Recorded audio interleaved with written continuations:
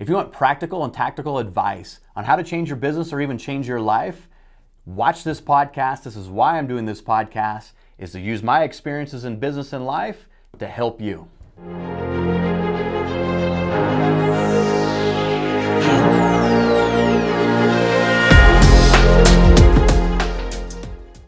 This is the BCE Show, episode number 25. I'm your host, Kurt Belding. And this episode, I want to go into why to start a podcast, why I started a podcast. And I think that if you are trying to do anything in business, anything entrepreneurial, podcasts are absolutely necessary. It's all about content. Content is king. What's going on? Nothing? Okay.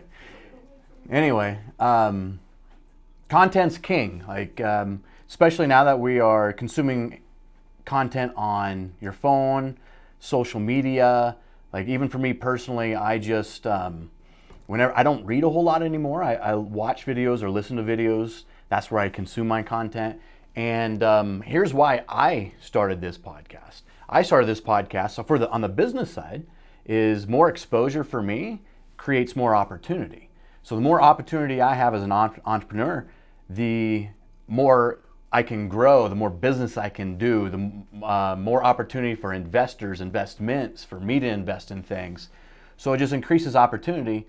Plus, I want to give back some good knowledge and education of the experiences that I've been through with all the businesses I've started, the businesses that I've failed in, giving you guys good information, good knowledge on what not to do as entrepreneurs and business owners. So if you find this information valuable, do me a favor, share it with someone or tell a friend. Again, I'm not trying to monetize. I'm not throwing ads up on my station. This is just content back for the consumer. And my long game is to get more exposure, which gives me more opportunity. So if you're out there and you're thinking about doing something entrepreneurial, a podcast is key. So I would start a podcast, or at least be starting creating content. Could be right here on your iPhone, and deploying content on social media, YouTube, LinkedIn, all that stuff. So that is why to start a podcast and why I'm doing it. So next kind of topic I want to talk about real quick, and then I'll get into questions. This is a Q&A, Ask the BCE Show. So this topic is sometimes your best defense is a better offense. And what I mean by that is, I'll take today for an example. I came in today and had a bunch of problems that just listed up in all my to-dos. Just got bombarded with, seems like 5 alarm problems, like big problems that come up. And now immediately I'm defensive. I'm defending all these problems. The problem with that is I'm not on any kind of offense. I'm not trying to grow or make my company bigger and better, or better a system, or better anything. There is no offense. I'm all defense. Where a lot of times I know we can get caught up in defensive mode, where we're working on a problem or working on multiple problems, and we don't go offensive very often. Sometimes it's better to have a better offense than to spend all your time on defense. What I mean by that is, if you can create more revenue in your business, if you can create more profitability, those problems are a lot easier. Typically, the problems that you find in business are short of money, under capital, some problem that's going to cause more loss of money, or something having to revolve around revenue or gross profits. So sometimes a better offense where you're making more money can help your defense. Sometimes a better offense is your best defense. So if you have any questions out there lives, throw me some questions. I would love to see them, hear them, and answer them. I do know we do have some questions that got thrown out to me this week that we're going to answer right now. So first question. All right, this one's from June's Fit. What was the biggest thing you learned, and how did you... Wait, hold on. First part of the question. What was your first business, and did it succeed or did it fail? If it failed, what was the biggest thing you learned, and how did you overcome your experience? What was my first business, and did it succeed or did it fail? Man, you know, I can go all the way back to childhood when I had my own lawn mowing business.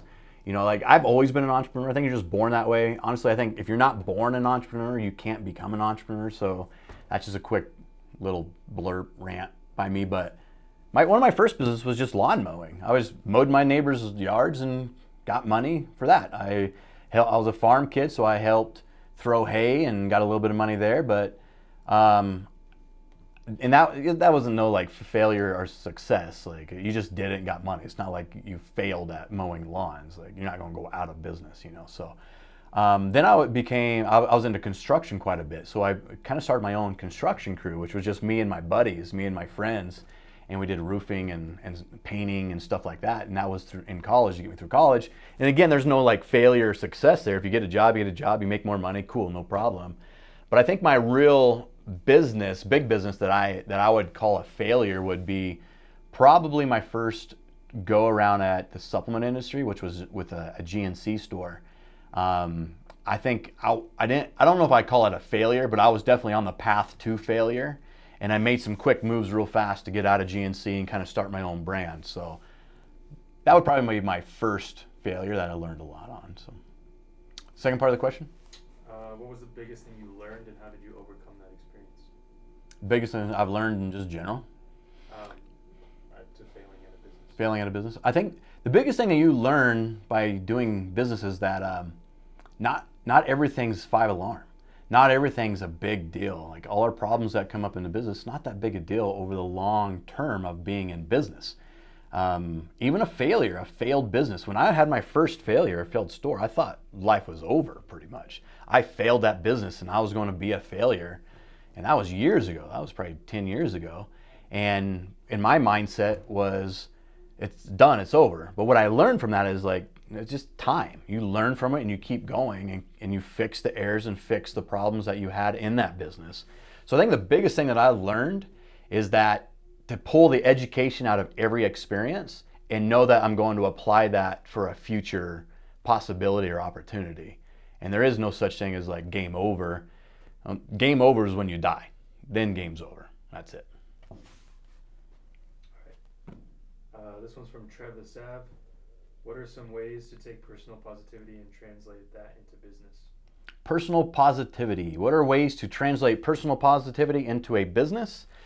Man, hey Trev, you can't monetize being positive. You know, like I think it's a good trait, but I don't think anybody will pay you just for being positive. I think you can take that positivity into any business that you start, and that's going to be a key trait and key asset for your company, for your business, or whatever you're doing. Because if you say positive, that trickles down from the top. You know, if you're at the top of your company, and that trickles down through your entire employees, through your systems, through your staff, everybody that you're involved with, your vendors, just by staying positive. So sometimes it's easier said than done, but if you go in with a positive mindset in any business that you have and you stay positive and always look towards that positive side, you're going to have a better business. You're going to be more successful. So Trev, I think that while you can't directly monetize just being positive, I think that's a key asset to have in any business that you start. Next one is from sprayfoam_Titan. What habits or methods do you use personally to change your state when negativity creeps in? What habits do I use to change my state when negativity creeps in? That's a good one, and as being an entrepreneur, you get, it's a roller coaster. Sometimes you're on a high when things are going great. Maybe you landed an account, you got a good sale. Sometimes things are negative and low, and problems arrive, and the doom comes over. So everything's very physical. So when you're in a negative state, you have a physical output. You wear it physically. You feel less motivated. You slouch in your chair. You don't move as fast. You're not as energetic. So I think the biggest thing, man, is get physical with your emotions. Like, go do something physical. I like to work out. So if I'm in a negative mood, I'll go work out. But I do know a lot of guys that, like, when they get negative, they get up and just start moving their body, doing jumping jacks, doing squats, going out and, you know, anything to start moving. That's going to chemically alter your state of mind just to move your body. Tony Robbins talks a lot about it too. He's really big into it. But the other thing that I do is cognitive process, where I'm like, all right, why am I negative? What's got me negative? Typically it's a problem or something that I'm fearful of. Why am I fearing that? And is there any truth in that? Do I have any really reason to fear it? Is it even happening now? Should I even be worried about it? So I go through that cognitive process, and typically it's not happening now. It's probably not as big and as bad as I think it is. And I don't have to worry and be stressed about it so much, and then I won't be as negative. The other thing I like to do is go do things that feel good. So like going to joke around with an employee, or calling a friend that that like they're typically in a positive, good mood. That's going to snap you right out of that negative mood also. The last thing I'm going to say about being in a negative mood, keep your mindset to the end goal, that long goal. Like if we're just day to day looking at what's happening right now, it's really easy to go roller coaster, negative emotion to positive emotion. But if you have that mindset on that long-term goal, then it's not as roller coaster. Things are going to happen. Shit's going to hit the fan. There's going to be problems. But long term, as long as you're always looking towards that goal and feel like you're getting some progress towards that goal, that should help you stay positive too. This cool. From Kayla Scott. Do you get anxiety over things not going your way when you make a decision? How do you cope with it? Yeah, all the time. The question is, do I get anxiety by when things don't go my way when I'm making decisions? And yeah, all the time. Like for sure, that's like your initial response is like you made a decision, you started doing something, and things didn't go your way. Yeah, fear creeps in. Oh my God, it's not going the way I think it should be going. Why isn't this happening? I don't have control over what's going on. And sometimes you don't have control. And that's a very scary, fearful thing. And you could start getting in a panic mode or anxiety. What you have to understand and realize is it's not the end of the world. It's not end game, right? Like if we're started a program, the program's not going as well as we think it's going, just fix the program. Just fix the little problems that are arriving, and don't go big head into it of like, oh my God, it's not working. That means, and your head can go crazy. Like, it's not working. That means that this is going to fail, and then I'm going to be out of a job. I'm going to go bankrupt. Business is never going to work. I'm probably going to end up living on the street, begging for food. Like your head just goes nuts that way. And you just got to stop that thought process and say, wait, how big a deal is this? Do I have control over this? I'm going to fix everything that I have control over, and what I don't have control over, I'm not going to worry about. I don't have control of it. And put my best foot forward and know that like I gave my best effort and 120% into it, no matter what. And if I came to a conclusion of, this just isn't going to work, cool. I know that I gave it everything I got, and circumstances outside my control, maybe it was the variable. Or maybe I set the thing up for failure in the beginning because I didn't understand some variables in that process. Now that I've learned how to do it, maybe I'll restart it and do it a different way. Or I just fix it right there. So, long-winded answer there. But I think it's very valuable information. I think everyone can apply that to just everyday life. Like we can get fearful and our head goes down a crazy way, and then you're in a negative emotion and the rest of your day sucks, where the reality of it is your perception is your reality. How you view life and how you see life is your life. We all have our own blinders on. We all have our own glasses on of how we see life. If we see life as being bad and negative and things are always happening to us, we're going to have a shitty life. It's going to be bad, it's going to be negative, and things are going to happen to us.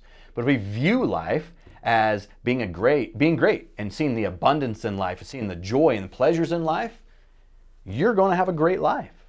It's just how you view it. It's your perceptions. So, anything else come across? Nope.